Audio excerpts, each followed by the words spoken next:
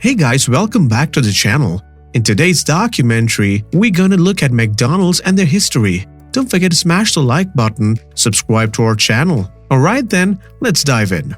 Certain things can only be associated with very few companies, or perhaps I should say that a few material things instantly strike and remind us of one particular company. Whenever we think of fast food, there are very few but important names that come into our minds. From a global perspective, a favorite among those is McDonald's. We will be telling you about one of the world's most renowned fast food centers that have a record of serving food, favorite to the tongue, pocket, and the clock as well. If you are intrigued with the story, make sure you leave a comment and tell us more about the part that amazes you of McDonald's.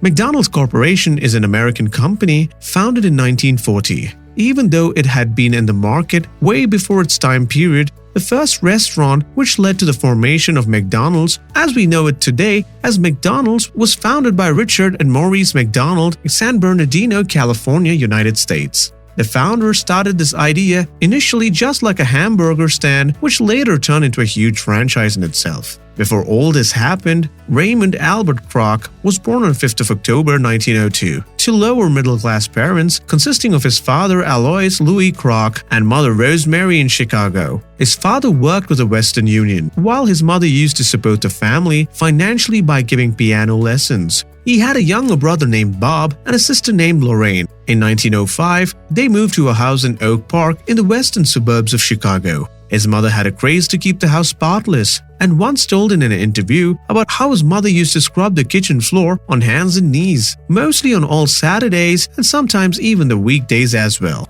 Right after she finishes scrubbing, she puts newspaper down to walk on to prevent the children from messing up her efforts or leaving any footprints. Raymond, otherwise known as Ray, used to be happy helping his mother run the household errands. Ray was much more ambitious than the kids of his age. This became the reason why his father took him to see a phrenologist, a person who claims to predict the future of a person based on the bumps he has on his head. The results which came out were that Ray had a bright future in the food service industry. It did not take long for the ambitious young Ray to get into the business. Ray started pretty soon with a lemonade stand right outside his house. This started when he was still in grammar school. After this, he started working in the grocery store and later joined his uncle's drugstore, where he sold soda. For Ray, the world was a huge market which he could conquer with the right amount of work and strategy. Ray dropped from school at a very young age and started making new schemes so he could make money. He also had huge dreams of becoming a baseball player, but he soon realized that his dream of his might not really turn into reality. Understanding that reality soon, Ray decided to venture into other aspects which would fetch him more money. In fact, Ray himself was a pitcher for his school baseball team. The most interesting part was that not only baseball, he felt that even his school was not the right track to make enough money, the kind of money he wanted.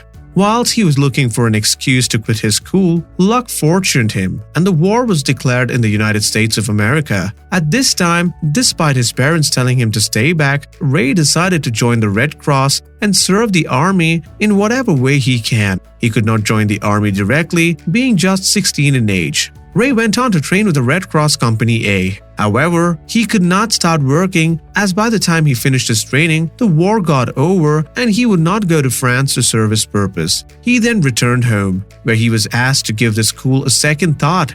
He just lasted for one semester and quit in 1919. He then took a job in Pow Pow Lake, Michigan, that was a resort. This is where he met his wife, a young woman named Ethel Fleming.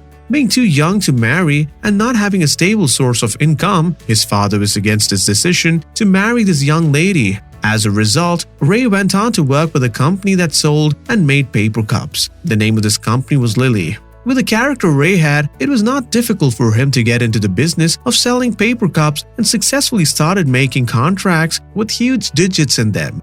Ray was a man of the first impression. He made sure that he looked picture perfect every day. He was the kind of person who ensured that he looked picture perfect with a starched shirt and a perfect tie. Through these qualities he had, Ray could sell paper cups to everyone he met. This included the street vendors and also well-established places. He later found a client who would make him the top salesman in his company. It was a drugstore soda fountain. The soda fountains were found in every city. He pitched an idea to these soda fountain stores to start letting people take their drinks out on the go. The idea flourished well and could be done with the help of paper cups, which he had sold to these fountains. Walgreens was the largest drugstore chain in the Middle West regions of America. Ray got to enter into a contract with them and consequently made it a reality by becoming the top salesman in his company. The life following that was really fruitful. He continued his work for around 16 years. Ray learned everything about what could pay off really well in the food industry.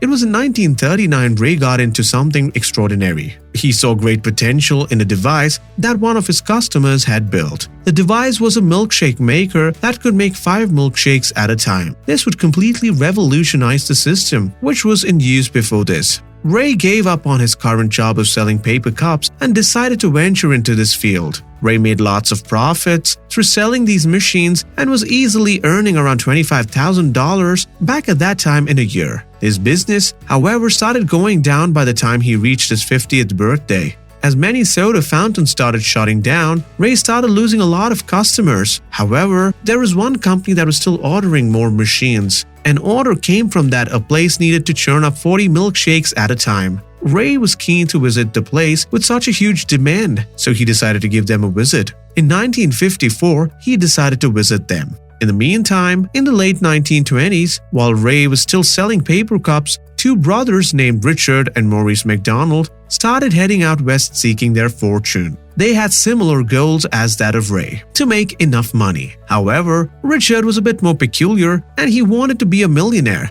As he shared his thought with his brother questioned him the amount that he had right then. To this, Richard replied around $8.5. They understood they do have quite a long way to go if they look forth to seek this fortune they had been looking forth. The brothers went around moving and arranging sets across a movie studio before opening up their own theater in the early 1930s. However, they both realized soon enough that a theater will not bring them the kind of money they had targeted upon. The brothers started looking for more ways to earn money. This is when they noticed a hot dog stand that was thriving throughout the year. This made the brothers start a hot dog stand a few blocks away from where they were initially. This happened in 1937. 3 years from that time, they moved to San Bernardino, California to open a drive-in restaurant. This was the birth of Macdonald's. Macdonald's was an immediate success and people started liking their food almost instantly. It was in the 1940s that the Macdonald brothers started sensing a change in the market and the customers. They found that World War II had serious impact on the people. People wanted things at a faster pace. They were not ready to wait longer. Taking this as a challenge, they decided to close the drive-in and choose to replace that with the kitchen, a traditional restaurant with a Henry Ford assembly line. This is exactly what we see even today at Macdonald's. They also decided to bring down the number of items on their menu from 25 to 9. This drop in the number of options was thought of as a bad idea in the first place, but it turned out to be really good as it was put to application. These also helped them speed up their service. They designed new equipment, grills, and condiment dispensers that helped them in preparing each and every burger in exactly the same manner. They jumped from car hop service to self-service as well. There were huge criticisms against the steps that were being taken by Macdonald's, especially due to the fact that they were already pretty well established with the business they had in their hands already. The system which they took up brought down the serving time from 20 minutes to 30 seconds. This huge achievement brought people from all over the world to wonder about the system which they had set up to achieve such a milestone. Even though people thought that the idea was foolish, it proved its worth at the cash register sale. The sales shot up by 40% in 3 years. Their small hamburger stand in San Bernardino made it to the cover of the American Restaurant magazine in 1952. This is the moment when everyone became curious as to the system which they used in ensuring the fast delivery and the same quality of food over the long period. This led to a huge number of people and enthusiasts traveling from all across the world witness this milestone being achieved. Among such visitors was one who was waiting for such an opportunity for long. This was none other than Raymond Albert Kroc. He saw the potential which was there in it and decided to have a look into it. Ray had seen many restaurants in the past but was amazed by the sheer use of technology. He decided to estimate the financial rewards if hundreds of such Macdonald's were opened across the country, with each of them fitted with 8 multi-mixers. When Ray pitched this idea to the brothers, they were a bit reserved towards this idea because there wasn't anyone who could do it. Ray saw even more potentials and offered to do the same, and this is how Ray merged his work with Macdonald's. As soon as he got into contract with the brothers, he decided to take this system of cooking to other parts of the country. Unfortunately, it was later found that this system was already licensed with another company before Ray getting to know about the same. If Ray had to start doing business, he would have to buy the competing contract for $25,000. Unfortunately again, Ray could not afford it at that time, since he was already under financial stress building his restaurant. This became one of the first problems which occurred between Ray and the brothers. After a small gap, Ray could open his first McDonald's restaurant in 1955 in the Chicago suburbs of Des Plaines. The main source of attraction was the two golden arch and neon McDonald's sign. This helped him get a lot of attention from the passers. Ray was fantastic about cleanliness, so all the premises which he built were spotless. Post this, he decided to sell off the franchises of McDonald's. For each franchise he sold, he collected 1.9% of the gross sales. He then promised that he would give the brothers half of 1%. Ray could sell 18 franchises just within 1 year of business. However, the amount of money which he earned was not enough to cover his expense. This is where Henry B. Sanborn came in, who showed Ray how to make money,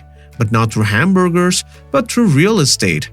Henry helped Kroc by telling him how to earn money. Therefore, he became the financial genius behind the early McDonald's. Based on this plan, Ray decided to create a separate corporation that will purchase or lease the land on which all the McDonald's restaurants were established. These franchisees will have to pay a monthly rental of a percentage of the sale, which was greater at the point of time. This made franchisees motivated to make more sales, and the amount which Ray would make depends on how well the franchise works. In fact, McDonald's would not have been in the present state as it is now if it was not for this critical move suggested by Henry. Now, as he started earning money, he decided to open 1,000 McDonald's restaurant coast to coast. He could find numerous locations. Unfortunately, as he stayed away from his family for such a long time, it took a toll on his family.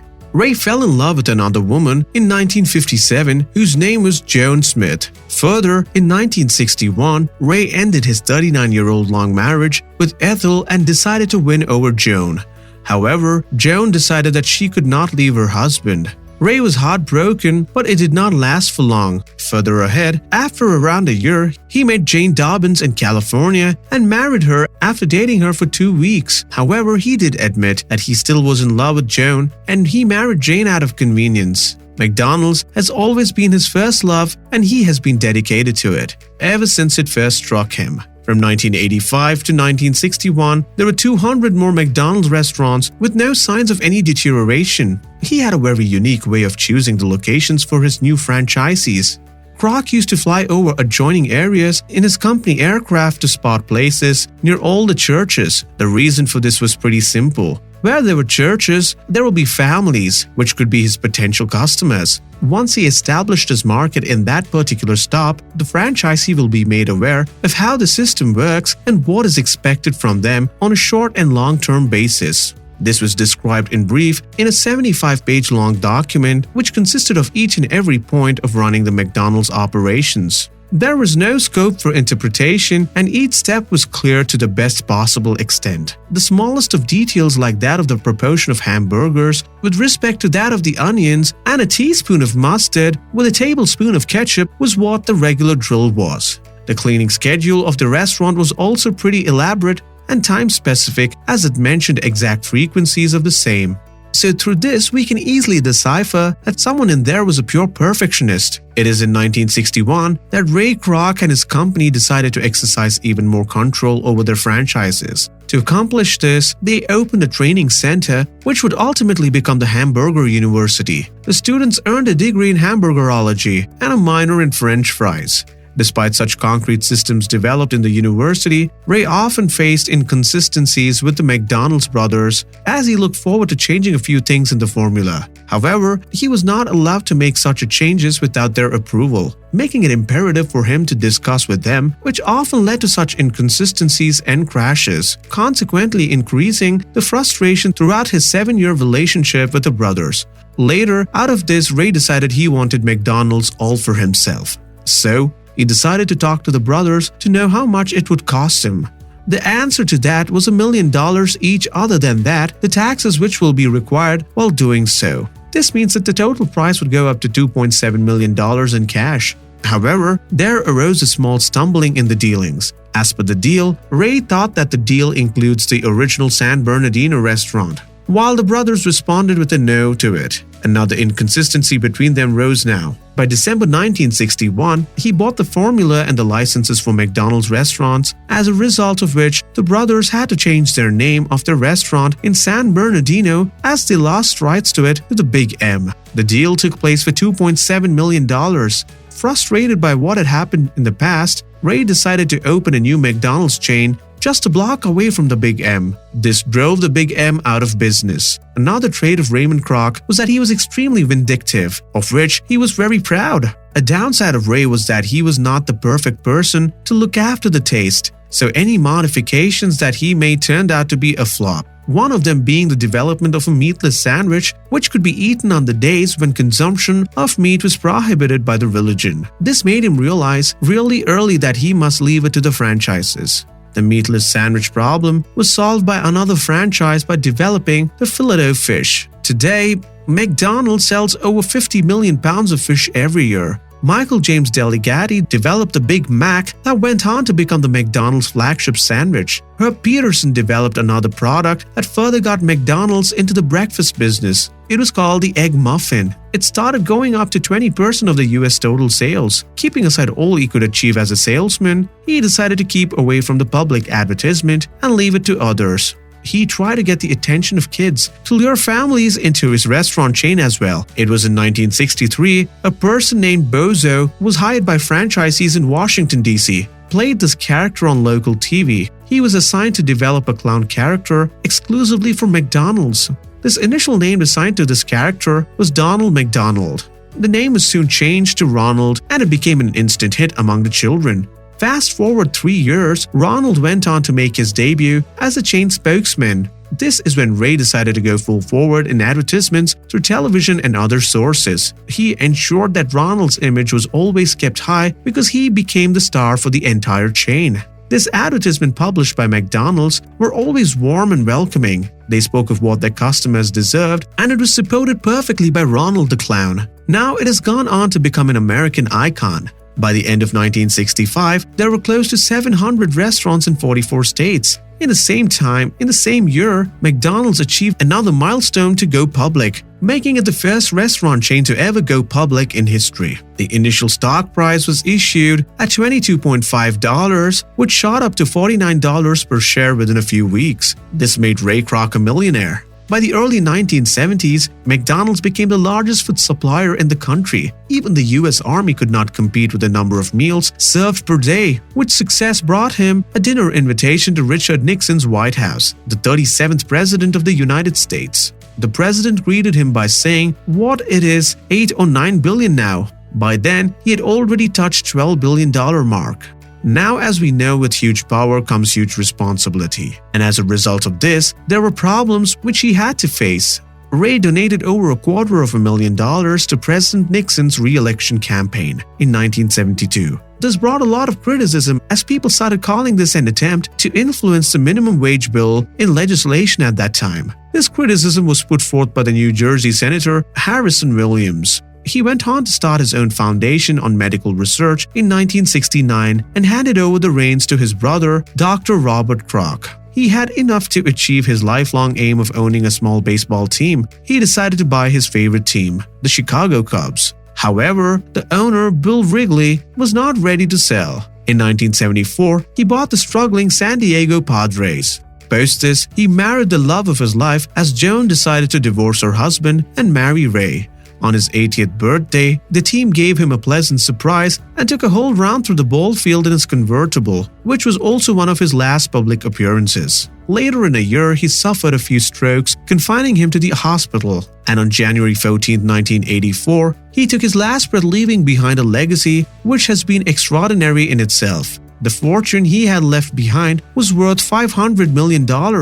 10 months after his death, Macdonald's sold its 50 billionth burger. His baseball team was taken care of by Ray's wife, Joan, and they went on to win the National League pennant. She ended her speech on a positive note, wishing Ray to rest in peace and be happy forever and ever. Since then, Macdonald's has been successful and will probably continue to be due to its strong foundation and its certain way of doing things. Today, Macdonald's has more than 25,000 units all across the world. Perhaps it can be said that there are very less chances that even the Macdonald brothers would have dreamt of anything like this. The success of this company has been so extraordinary that it went on to become incomparable to anything else around us. The concept which was put forth by the brothers was extraordinary, blending that with a bit of vision which Ray had in him, brought out the Macdonald's as we know of today. On a recap, we have a small young child with a great vision whose future was already predicted by a phrenologist. Well, a really lucky one. The prediction came so true that Ray could establish a huge career for himself in the food service industry. Perhaps, maybe the prediction is what pulled Raymond Kroc into doing and starting to venture into the food service industry. Who knows? The legacy now rests with him. Well, speaking so much of Macdonald's, I really feel like having some now. Guess I should leave for it right now. Make sure to hit the like button if you found this video helpful and informative. Also make sure to hit the subscribe button and leave a comment on how you think you could have handled such a situation if you were in Raymond Kroc's shoes. We will constantly be looking for more Rays among our audience, and who knows, the next chain might be one among us. Until we find that one person, eat well and keep loving Macdonald's.